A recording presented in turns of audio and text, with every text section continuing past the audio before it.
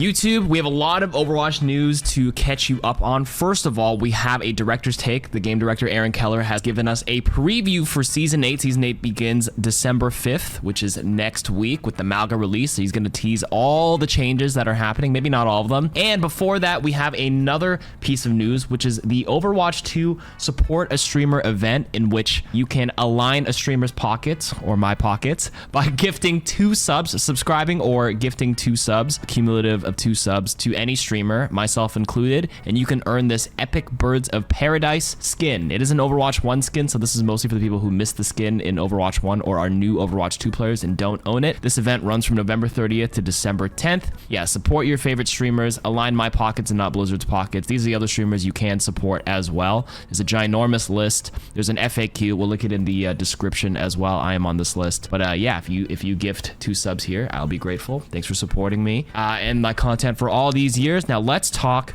balance changes. So, Aaron Keller, Director's Take. This is one of the 2 remaining Director's Take blogs for 2023. We'll release another one in 2 weeks and take the last part of the year off for the holiday season before we pick back up again in the new year. I was trying to read it in Aaron's actual cadence, but he actually speaks a lot slower than me. I can't do it. I'll be writing this one in sort of a turkey-induced fever dream. Guess this guy ate turkey past few days, and the next one just after we launch Season 8. This is when we'll release our newest hero, Malga, along with quite a few balance changes for the game. We'll take a look at those changes and touch on a few other topics as well. So the big thing that Overwatch is doing right off the top is that we're making a general change to the amount of ult charge retained when swapping heroes, reducing it from 25% to 15%. I used to think it was 30%, but I remember they nerfed it by 5. It's 15%. We do like that this mechanic removes friction when swapping heroes, and think that it still should at 15%. We need an editor here. Copywriting, copy editing. However, there is a perception that it's almost always an advantage to counter swap upon dying, and we're lowering this value to see if it has an effect on swap rates. You've been hearing this complaint a lot if you follow Overwatch, where people keep saying counter swapping is, you know, taking over the game and it makes the game unfun, because if you start losing a fight, you just switch heroes with no penalty, right? You keep 25% of your ult charge, and then it's just a rock, paper, scissors over and over again. I've never really been a belief of that theory. I think hero switching is a core part of the game, or else why would you be able to swap at any time? You would be able to lock in a hero like Valorant or Apex or League if they really wanted the game to be like pick one hero and stay the whole time. Now, remember in Overwatch 1 they changed it so like you would retain ult charge because they actually want to encourage swapping, but now that the game has evolved over the past year, I say people, but I feel like it's a smaller group, a smaller minority of people. They're just the most vocal. They've been saying that the ult charge retention is causing a lot of frustration, especially in the tank role. So now Aaron and the team are going to be reducing this to 15% to see if this alleviates some of that critique. Still incentivizes a little bit of swapping. You still retain a little bit of charge. The thing with a live service game is you always have to keep iterating what the community wants. As long as they're listening, if people are not happy, you do have to, you know, do what you can to continue iterating on the game to improve it. And if that makes people enjoy it better, so be it. Overwatch 1 never had a retention thing and the game was fine besides the 6v6 and all the other issues, but we'll see. I actually think it could go back to 0 and like swapping is still possible and it's still going to be okay, but it is what it is. Now let's look at some of the other changes for the heroes for Season 8, starting with the larger changes coming to our tanks. We released a reworked Roadhog late in Season 7. That's right, Roadhog quickly became our top performing tank with a win rate around 54%. What? That's actually crazy. There's actually been a lot of feedback around his kit, but we're gonna hold off from making any changes at the start of Season 8. Malga actually has a lot of answers to Roadhog, and we'd like to see where the meta settles a bit before aiming at a mid-season patch for any balance adjustments. That's interesting to me. I thought the Roadhog rework was in general a success. I think he's a bit more dynamic, more pokey. You have a few more options with the pig pen and everything, but he didn't feel that oppressive, at least in the ranked games I played. It felt like Roadhog was still super, super easy to kill, because if he's ever caught out, he's just a big bullet sponge. All the high-level Sojourns I play with just get 100% rail. They perma-pick Sojourn every time we see a hog, and you just let the Sojourn carry, or we just perma-pick Ana and just still time the ante and it still kind of screws him over. So he didn't feel that bad in the high ranks, but I feel like maybe for the averaged out across all ranks, this is 54% across all ranks, he's probably, you know, way more unkillable, right, with that take a breather. and the target focus isn't there, 700 HP with like an instant, you know, what is it, 450 HP over time. It's a lot of HP to burn through, and if target focus isn't great, metal ranks, for example, then I can see him just like consistently creating space because he's just always standing there. So that's a big thing with Roadhog. They're not changing him at all. Number 2, there are times when Doomfist players use his ultimate purely as an escape. It's a little disappointing to activate Meteor Strike and intentionally land on a health pack rather than enemy players. So starting in Season 8, Doomfist will now regenerate 75 health per second while in the air. We're slightly increasing the cost of the ult in order to compensate for the buff. Doom players be eating. I will agree that I think Doomfist's ultimate is a little bit on the weaker side, but this basically means Doomfist can all in at low HP, pop his ultimate, and continue engaging because he basically goes back to full health if he stayed in the air. So that means Doomfist will now regenerate 75 HP per second while in the air, and he's in the air for 4 seconds.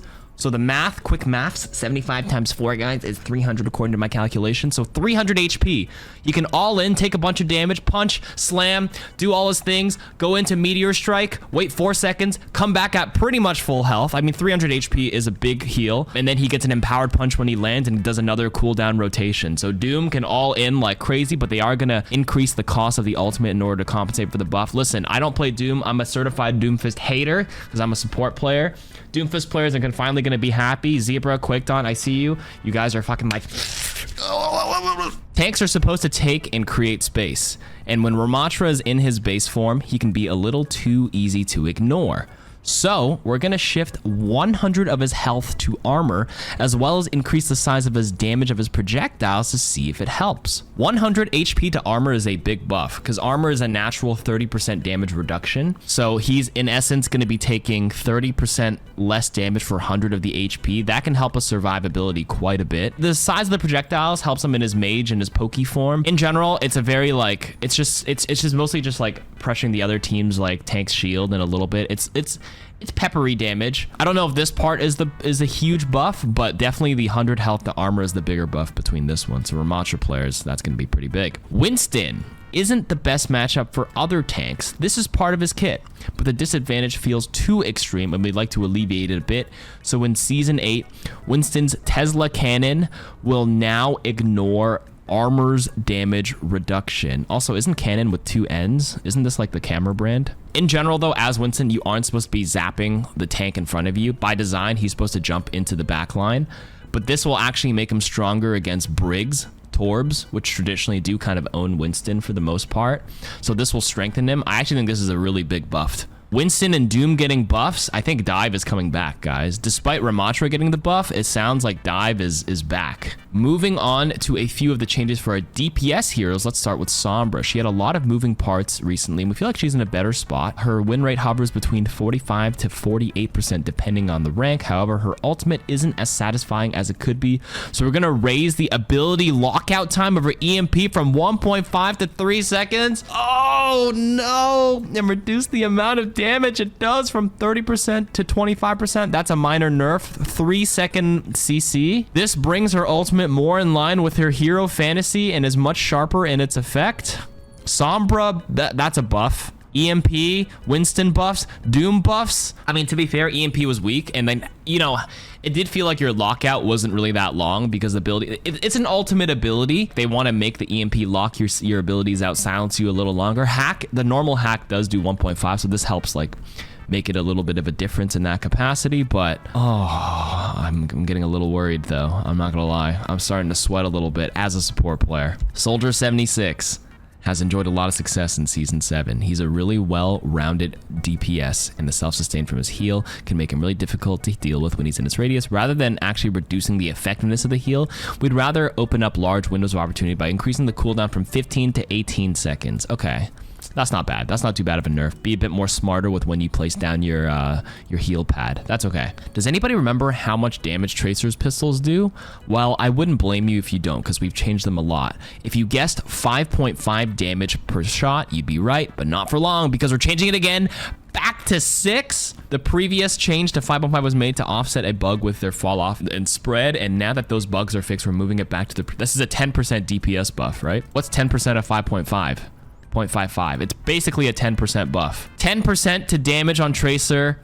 Sombra's EMP is stronger. Doomfist now heals when he pops his ultimate. Winston now breaks through armor. It really is dive. I'm pretty indifferent. We've had a brawl meta or poke meta with Sigma for a while. I'm okay with some change for a new season. Every season having certain heroes that are stronger than others. Now, to the supports. Let's look at some of our support changes. Brig was the best performing support since the last patch. Really? Brig was the best performing support despite it being a Sigma Poke Brawl meta, at least in the higher ranks. But Brig in general, we're going to revert the damage on Whip Shot to try to bring her back in line. We're also looking at the damage potential of Baptiste, and we'll be lowering his primary fire from 45 to 36. Okay, so reverting Whip Shot damage. In beginning of Season 8, they made it so the Whip Shot did 80 damage instead of 70. 70 to 80 buff. Now they're going back from 80 back to 70. The 80 damage on the Whip Shot was a breakpoint change. I think it was like a bash swing Whip Shot does kill 150 HP heroes, but then now if it's 70, it was Whip Shot, swing, bash would kill 200 HP heroes. That's the breakpoint change. But now, if Whip Shot's back at 70, sorry, my brain isn't working, something like that. In any case, they're just nerfing the Whip Shot damage. Baptiste, lowering his primary fire ammo. He does 3-round bursts, so that's 15 shots down to 12 shots. So instead of 15 ammo, he's 12 ammo. An okay nerf. I still think Bap is a pretty strong hero. I'm a Bap main, I would know. This is fine. He actually used to be 36 at some point, if I remember correctly. And now the final thing they're going to touch for Season 8, one of the things mentioned in the last director's take, specifically the leave rate in quick play matches. Based on a recently implemented set of penalties for leaving too many matches, that rate has gone down considerably. There's been a bit of talk around that, specifically that some people view that mode as something they would like the freedom to leave without worrying about those penalties. Different people play quick play for different reasons. Some people see it as their try-hard version of the game. Some people view it as a way to experiment with heroes, and others use it as their casual, just for fun version of the game. It is really difficult to have this part of the game be all things for all people. In the past, we've talked internally about whether we need a third main queue in the game in order to have different areas to serve people of different levels of seriousness, but I don't think that players would voluntarily move into the appropriate queue for their particular playstyle. So I believe this third main queue is basically competitive rule set without being competitive. So whatever it was in the Overwatch 2 beta, you would play both sides, right? Attack and defense instead of quick play is just one side, right? You play both sides, and if you leave, there's no backfill. They thought about it, but I do think splitting the player base into a third would make the queue times even longer than it is. Does anybody here play quick play only exclusively? Yeah, basically a casual is quick play, the unranked, and then a ranked. Does anybody here play quick play exclusively? Be honest with me. Do you guys play in a group, and how long are your queue times? Because sometimes when I stack with 5, I'm actually getting already like 5-minute queue times in quick play with 5 people, but that's probably because the 5 people we play with are of different skill ranges, and there is a hidden rating system in quick play, but there is a pretty decent queue on it sometimes. If you solo queue quick play, it's faster, of course, but with friends, it really does change it quite a bit. 1 minute, 2 minutes. So I do think if they did do a third main queue, it would be longer games for everybody. I don't know if that would stick, and I'm actually okay with them not doing that, so that quick play can, you can't please everybody, and segregating the player base with too many queues just kills queue times too much. So people play for different reasons. I think it's fine the way it is, but they are going to change some things here. So penalties basically for leaving quick play matches. The reasoning behind this is that frequent leavers do have an effect on other people's matches, degrading its quality. That's right, people hate backfilling. There are some players that literally leave over 90% of their matches. What? And we can no longer stick a black and white policy because of this. This policy is very lenient, probably too lenient, where players need to leave almost a quarter of their matches to trigger a light penalty. So we'll continue to look at this and tweak those policies in an attempt to promote better match quality without the harsher restrictions of ranked play. To be fair, the 90% is like, you know, if it's maybe control and it's already 90% and you guys have you feel like you can't recap, they just leave a little earlier maybe. That's the only way I can see to have 90%. They do play most of it, but they just leave right before the game ends, and then on their end it shows that they left their match. Like right before the, you know, defeat screen shows up, they're already gone, which which makes it which shows it. So I do think they need to increase the penalty. 25% needs to be a real penalty to disincentivize people to leave too early, because backfilling, no fun. Sometimes I have to leave the game to take care of my baby. That's 1 in 20 to 30 games. See, that's like a real reason you have to leave a little early, because you have responsibilities. That's different. There's people who are just chronic leavers. A lot of updates coming for season 8. Remember, it starts November 5th next week. Malgary gets released. Hopefully you guys will enjoy that patch. That is it for today's news roundup. See you next week.